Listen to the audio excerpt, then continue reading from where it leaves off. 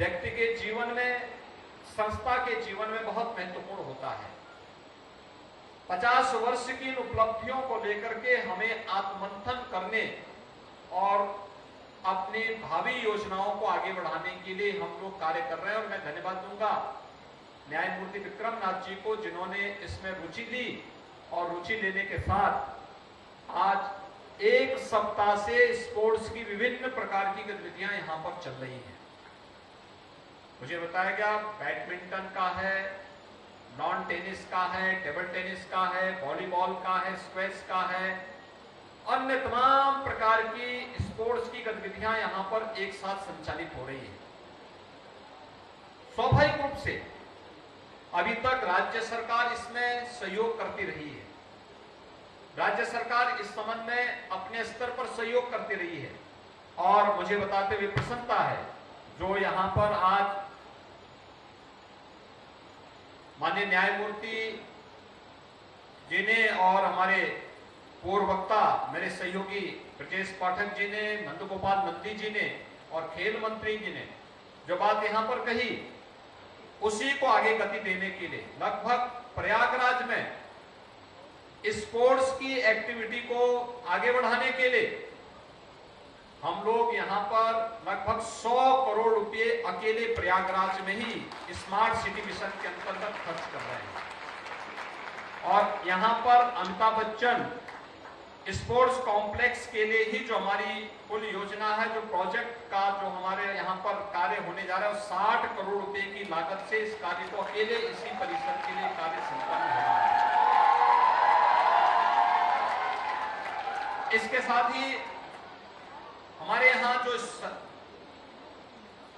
हमारे प्रयागराज के अंदर सरकारी और सरकारी सहायता प्राप्त जो स्कूल हैं उनके लिए 10 करोड़ 16 लाख रुपए, इलाहाबाद विश्वविद्यालय के लिए 10 करोड़ 86 लाख रुपए, चंद्रशेखर आजाद पार्क में खेल सुविधाओं के विकास के लिए 7 करोड़ 73 लाख रुपए, ओपन एयर जिम और मल्टी एक्टिविटी प्ले सिस्टम के लिए 4 करोड़ 25 लाख रुपए और 60 स्थानों पर बच्चों के खेलकूद और मनोरंजन के लिए मल्टी एक्टिविटी प्ले सिस्टम की स्थापना के लिए भी 2 करोड़ 80 लाख रुपए और नौकायन के लिए प्रयागराज में 2 करोड़ रुपए स्मार्ट सिटी मिशन के अंतर्गत ही स्वीकृत किए गए हैं।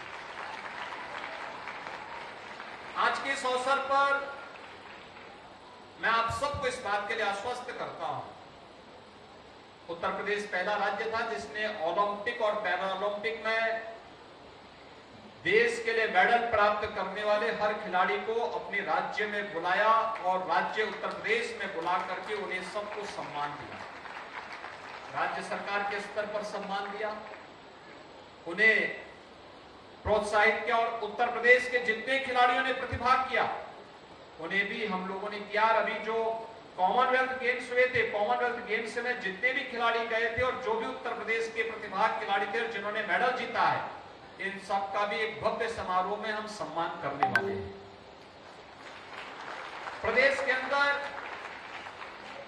जो हमारे छात्रावास हैं उन सभी में बच्चों की जो डाइट थी, स्पोर्ट्स के विभिन्न कार्यक्रमों के साथ जुड़े हुए थे, बहुत कम थी, उससे भी बढ़ाया गया है।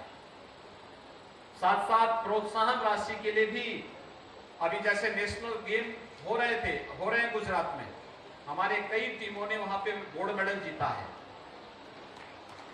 वहां पर जो खिलाड़ी जाते थे पहले उन्हें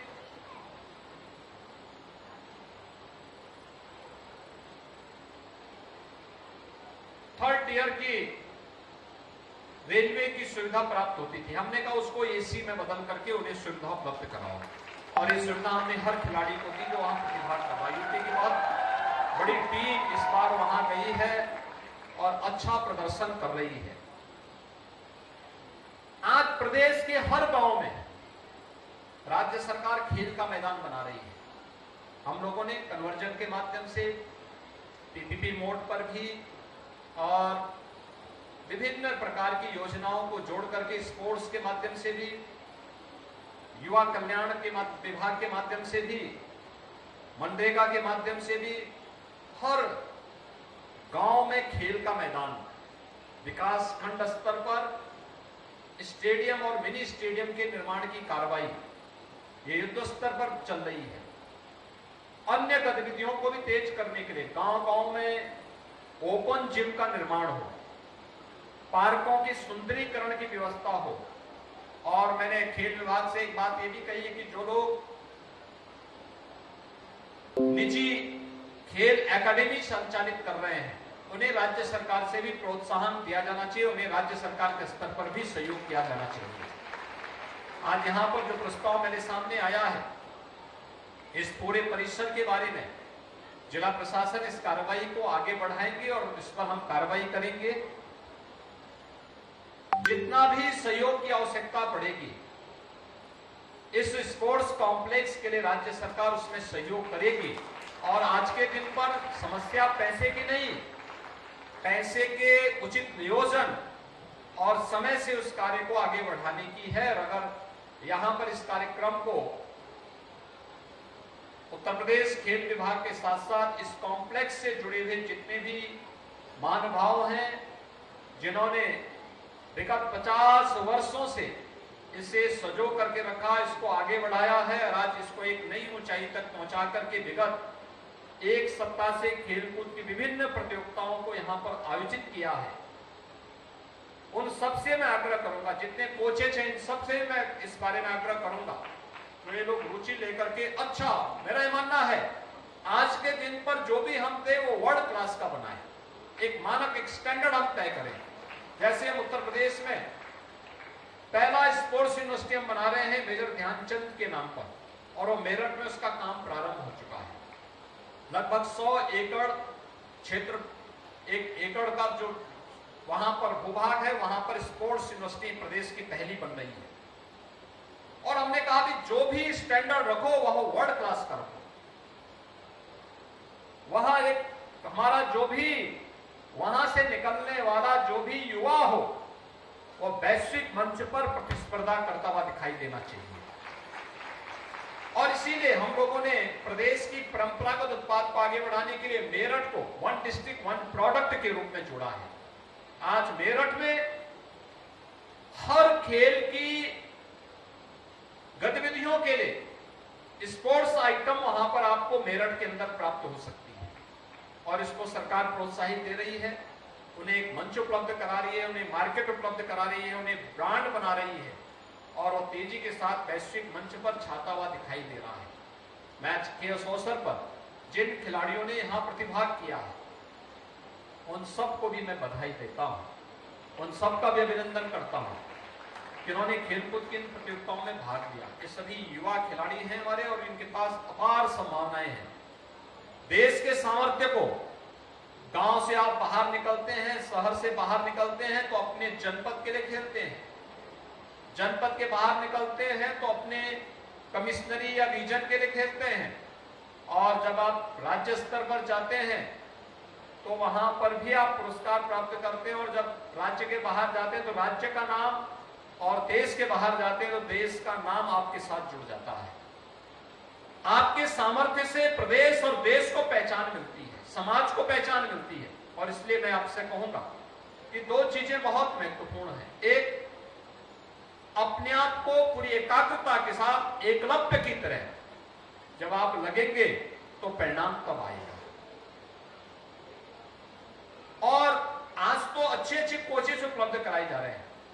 दूसरा, टीम वर्क, जब टीम वर्क होगा तो परिणाम कई गुना बढ़ जाता है। और खेल, हर खेल हमें टीम भाव के साथ कार्य करने की एक नई प्रेरणा देता है। यही समाज में, चाहे वह परिवार की व्यवस्था हो और चाहे वह समाज निर्माण, राष्ट्र निर्माण की व्यवस्था हो, अगर टीम वर्क नहीं है तो कोई भी सफलता प्राप्त करना एक अत्यंत चुनौतीपूर्ण कार्य होता है। लेकिन जब टीम वर्क होता है तो उसे आसानी से प्राप्त किया जा सकता है।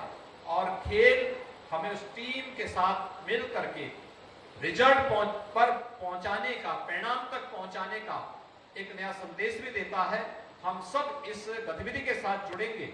और मैं इस बात के लिए आश्वस्त करता हूं प्रयागराज वासियों को, अमिताभ बच्चन स्पोर्ट्स कॉम्प्लेक्स से जुड़े हुए सभी महानुभावों को, यहां से जुड़े हुए कोचेज को, यहां से जुड़े हुए सभी खिलाड़ियों को, पुरातन और नवीन सभी खिलाड़ियों को इस बात के लिए आश्वस्त करता हूं, राज्य सरकार किसी भी प्रकार का भाव आपके लिए नहीं होने देगी।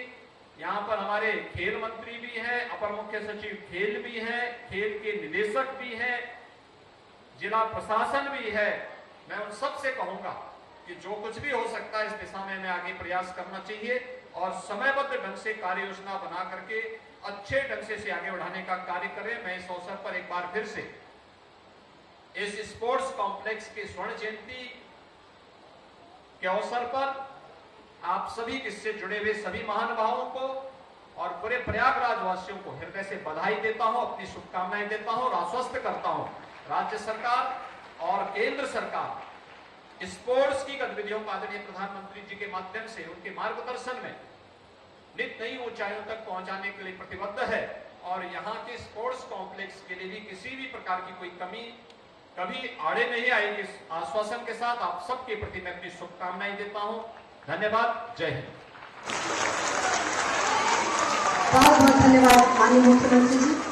आज इस स्वर्ण जयंती के समारोह के अवसर पर यहाँ की सुधी स्मृतियों को सहेजने हेतु मैं अनुरोध करती हूँ माननीय श्री खेल मंत्री जी से कि वो हम सबकी तरफ से एक स्मृति चिन्ह माननीय मुख्यमंत्री जी को आप सबकी जोरदार तालियों के बीच प्रदान करने की कृपा करें।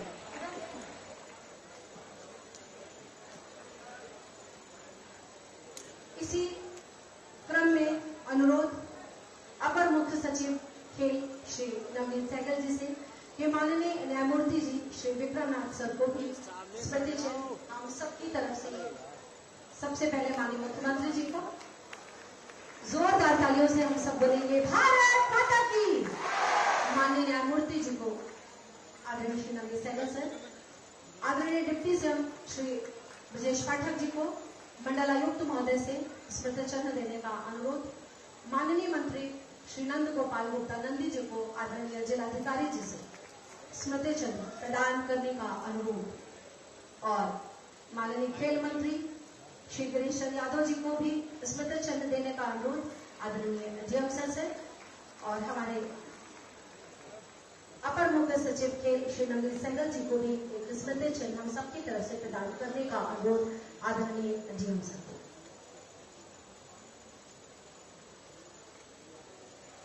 और इसी क्रम में मैं आभार ज्ञापित करने के लिए अनुरोध करती हूँ आदरणीय अपर मुख्य सचिव खेल श्री नवनीत सहगल सर से। ऐतिहासिक अमिताभ बच्चन स्पोर्ट्स कॉम्प्लेक्स प्रयागराज के 50वें वर्ष पूरे होने के उपलक्ष्य में आयोजित इस कार्यक्रम में पधारे हमारे सभी माननीय अतिथिगणों को, विशेषकर माननीय मुख्यमंत्री जी को जिन्होंने कि अपने बहुमूल्य समय से समय निकाला, और हमारे न्यायमूर्ति श्री विक्रमनाथ जी को, न्यायमूर्ति श्री डीपी सिंह जी को, दोनों को बहुत बहुत आभार कि आपने नेतृत्व देकर इस पूरे कॉम्प्लेक्स में आज की ये कार्यक्रम सप्ताह भर चलते हुए कराए हैं।